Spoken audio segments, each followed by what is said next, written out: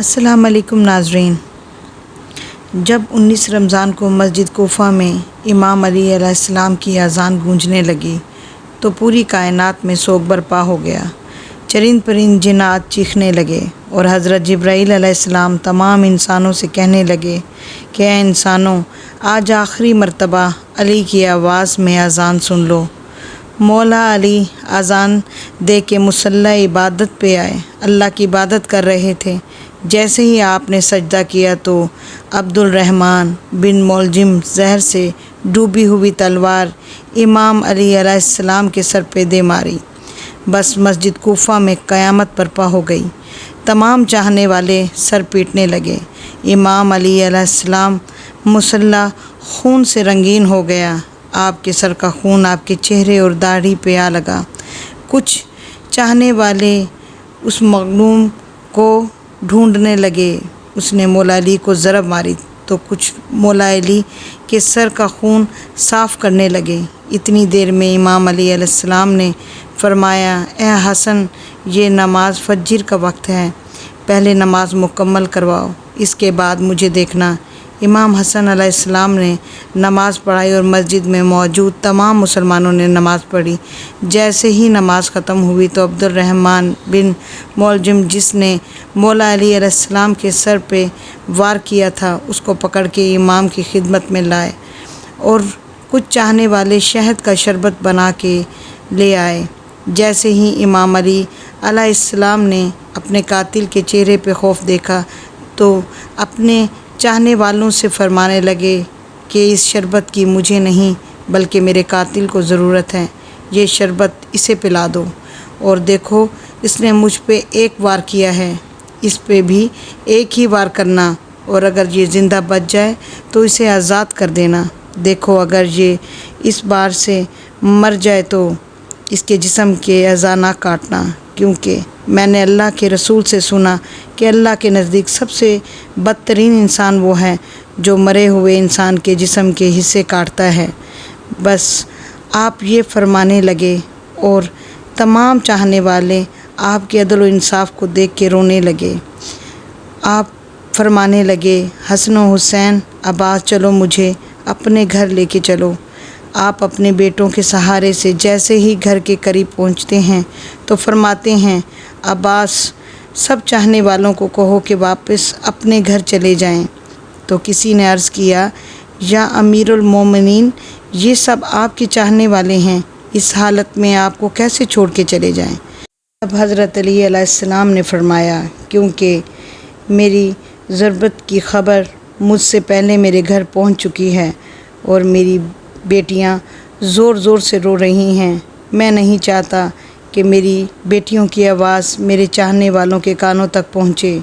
تمام چاہنے والے وہیں رک گئے اور امام علی علیہ السلام گھر تشریف لاتے ہیں۔ تمام بیویاں روتی ہیں، امام علی علیہ السلام کو دیکھ کے فریاد بلند کرتی ہیں، اور امام علی علیہ السلام سب کو دلاسا دیتے ہیں کہ مجھ سے میرے اللہ کے رسول حضرت محمد مصطفیٰ صلی اللہ علیہ وآلہ وسلم پہلے ہی فرما چکے تھے کہ اے علی، میری امت تجھے رمضان کے مہینے میں مسجد میں ضرب مارے گی اور تیرے سر کے خون سے ہی تیری داڑھی سرخ ہو جائے گی۔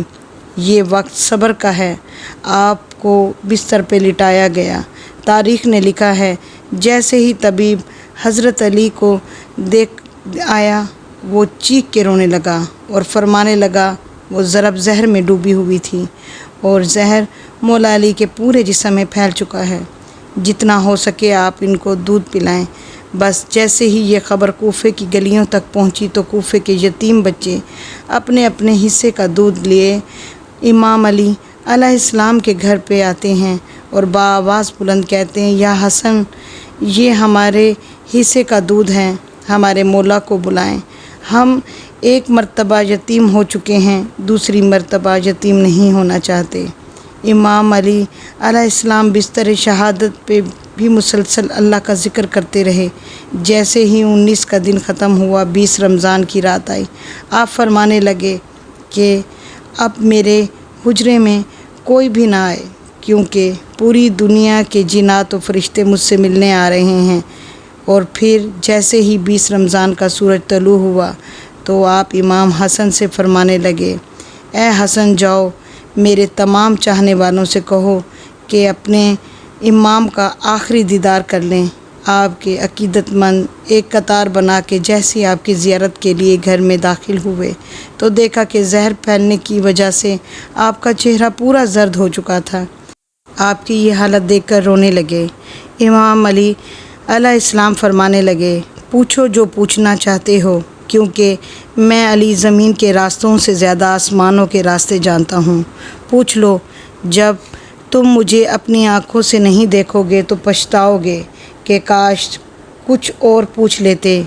کسی عقیدت مند نے سوال کیا، کسی نے جواب لیا، کوئی زیارت کرتا رہا۔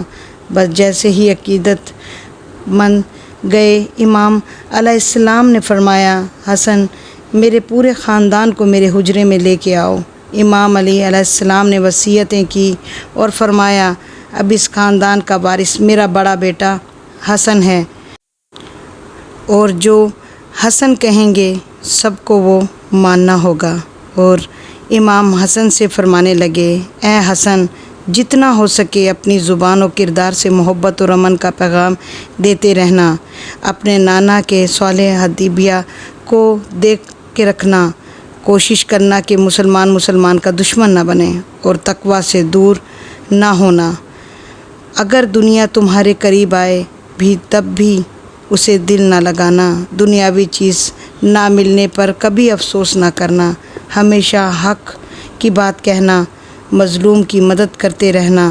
حسن و حسین، جہاں تک ہو سکے میرے اس پیغام کو ہر ایک تک پہنچانا کہ اپنے کام کی ذمہ داری سے کرتے رہنا اور اپنے درمیان تعلقات کو اچھا بنائے رکھنا، کیونکہ میں نے تمہارے نانا حضرت محمد مصطفیٰ صلی اللہ علیہ وآلہ وسلم سے سنا ہے کہ لوگوں کے بیچ میں صلح کروانا ہزاروں سالوں کی رضا نماز سے بہتر ہے، اور یتیموں کے بارے میں اللہ سے ڈرتے رہنا کہ کبھی وہ بھوکے نہ رہیں، اور پڑوس میں رہنے والوں کا خیال رکھنا، کیونکہ اللہ کے رسول پڑوسیوں کے بارے میں بار بار اتنی نصیحتیں کرتے رہے کہ لوگ سمجھنے لگے کہ شاید اللہ کے محبوب ان کو ہمارا وارث ہی نہ بنا دیں۔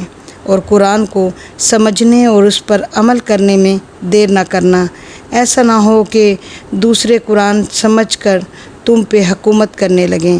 نماز کے بارے میں اللہ سے ڈرتے رہنا، کیونکہ وہ تمہارے دین کا ستون ہے، اور اللہ کے گھر کی حفاظت کرنا، کیونکہ وہ تمہاری پہچان ہے۔ اللہ سے ڈرو۔ اپنی جان و مال اور زبان کے بارے میں کسی نہ کے مال کو غصب نہ کرنا، نہ کسی کو ہاتھوں اور زبان سے تکلیف دو۔ ایک دوسرے کی مدد کرتے رہنا، اور خبردار، سب مسلمان ایک دوسرے سے جڑ کے جینا، ورنہ تم پہ وہ لوگ مسلط ہو جائیں گے۔ اگر تم فریاد بھی کرو گے تب بھی تمہاری آواز سننے والا کوئی نہ رہے گا۔